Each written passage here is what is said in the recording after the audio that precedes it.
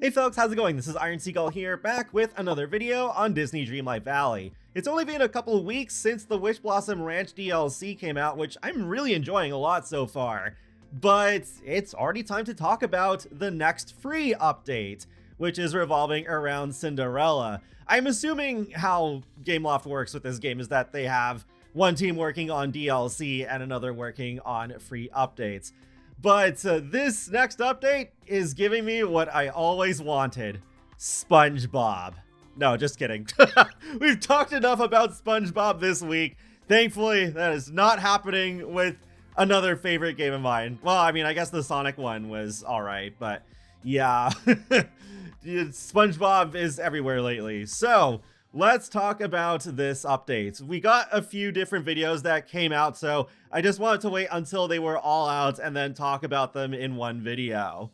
One other thing is that Gameloft on their Twitter posted this redemption code, loading26. So you just put that into the redemption code bar like we've had for many codes in the past, and you get a cool few things. You get 250 moonstones, 2,500 star coins, and 25 of the Yule logs. That's a recipe that's already been in the game, but this is already pre-made stuff that just goes into your inventory. So yeah, that's cool. Just a nice way to keep my energy up besides eating coffee, I guess. I do wish that they would give drinks their own unique consuming animations instead of them being exactly the same as the food. But anyways, yeah, nice little gift. And with the message there, it says it's part of our Loading 26 celebration with more surprises to come, so we might be getting even more free moonstones. But now let's talk about the 3 videos that they've put out for this update. So we have Courtney just starting with a little reveal of Cinderella,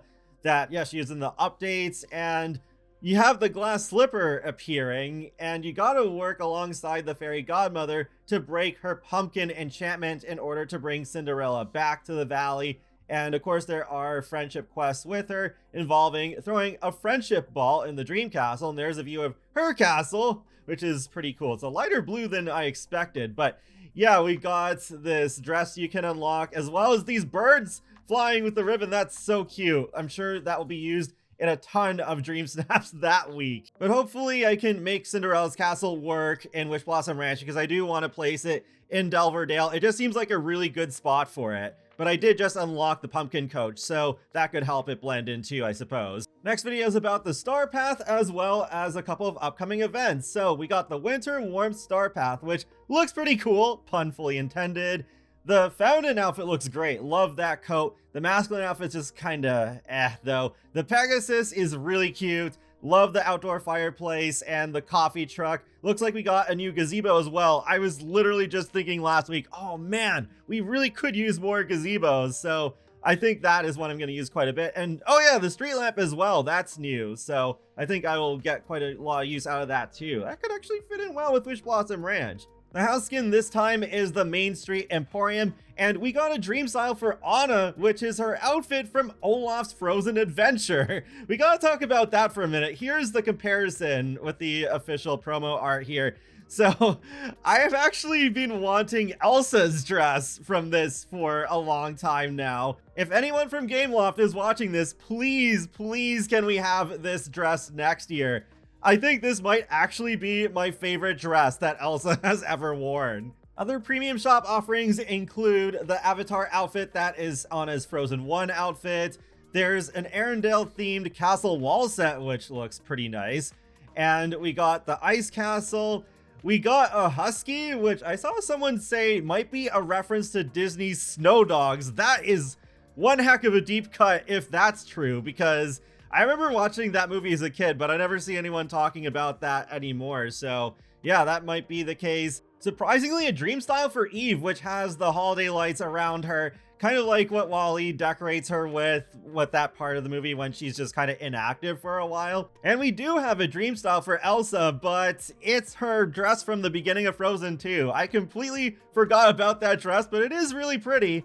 I just really hope that next year we get her Olaf's Frozen Adventure dress. For the events, from December 17th to December 31st, there'll be the return of the holiday event that we've had before.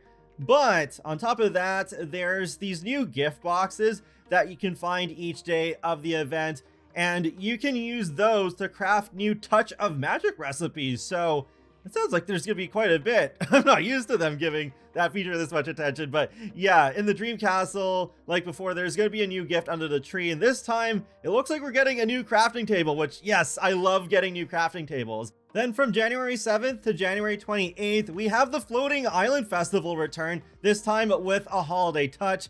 So, yep, we'll be able to solve puzzles and make hot chocolate, and we can get festive rewards. Where's the masculine outfit? Okay.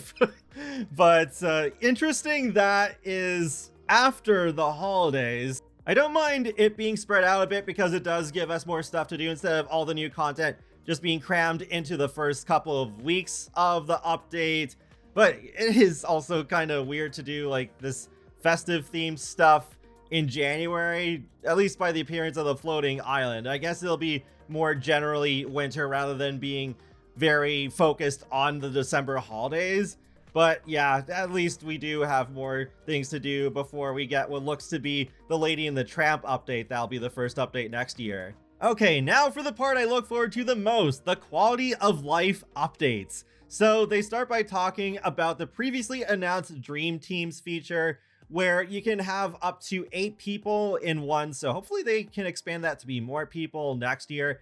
But yeah, you can use that to share resources with your friends. You do get reward for sharing resources because you can see you get 2 pixel dust for doing that. And you can actually share photos on your team feed for others to react to. And it looks like it could be an interesting feature. Probably not something I'm going to use, but for people who like play with other family members or close friends, I think that'll be good. And hey, look, we can pose with villagers now. Like we actually have a way to summon them into the photo. I have mixed thoughts on this just from looking at this footage though. From what I can tell, you can only have 1 villager summoned at a time. So group photos is still going to be the same as before.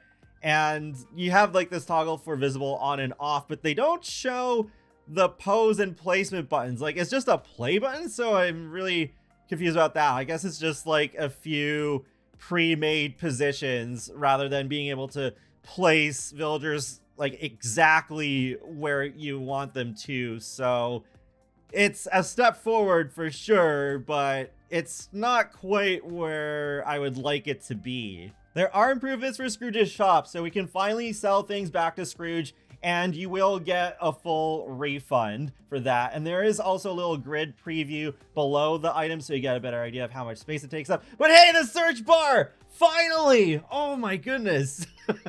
That is my most wanted quality of life feature right now. So very happy that we're getting that. It'll make buying copies of items that I already have so much easier to get and then decorate with. With Star Pass, we'll now be able to pin multiple duties at the same time, so that's going to be incredibly useful, especially if you're doing a longer play session. The last thing surprised me, but they're updating companions so that they help with more general things instead of it being so specific. Like how right now turtles only help you get more seafood, but now they're being updated so they help you with fishing in general. It is a useful change because then you can bring a better variety of companions around with you for whatever task that you want to complete. For example, whenever I harvest my pumpkin patch, I bring along 2 maxed out rabbits because they're the ones who help with vegetables, and pumpkins are a vegetable. So then after this update, I could just not use rabbits. I could also use other ones who would help out with gardening in general. So it is a little less repetitive, and it won't be as difficult to remember which companions help you with which things. I'll admit, I was a little confused by that at first. I wasn't sure what they were really talking about, I guess because I had just woken up at the time, but they are going to give a more detailed breakdown in the patch notes. And that is it for now. I am surprised they didn't mention the community voted dragon companion. I thought we would get that by the end of this year, but it wasn't mentioned, though. There is still Friday tomorrow, so maybe they are going to reveal one last thing, but I don't know. Yeah, I'm not sure when we're getting that. But overall, this update does look like a pretty solid way to wrap up an in my opinion at least, the best year for Disney Dreamlight Valley so far. We've had so many really good quality of life changes. We've had also what I think is the best DLC so far with Wish Blossom Ranch. And yeah, like, we finally got some long requested characters too, like Snow White, Peter Pan, Tigger, got Aladdin and Jasmine. Like that almost feels like even longer ago, but yeah, that was this year with that realm. Oh, and how could I forget the Alice in Wonderland realm? That was a really good update too. I am considering doing an end of year recap like what I've done with The Sims 4 for the past several years. So let me know if you want to see that. I think that would be a really fun video to do. But I'll wrap things up here. So feel free to let me know your thoughts in the comment section below, what you think of this update. So it is releasing on December 10th. I do have the day booked off, so I will be streaming over on my Twitch channel and should be a good time. So yeah, with that, be sure to subscribe if you'd like to keep up with my latest gaming content. I will talk to you all later and have a great day. Thanks for watching.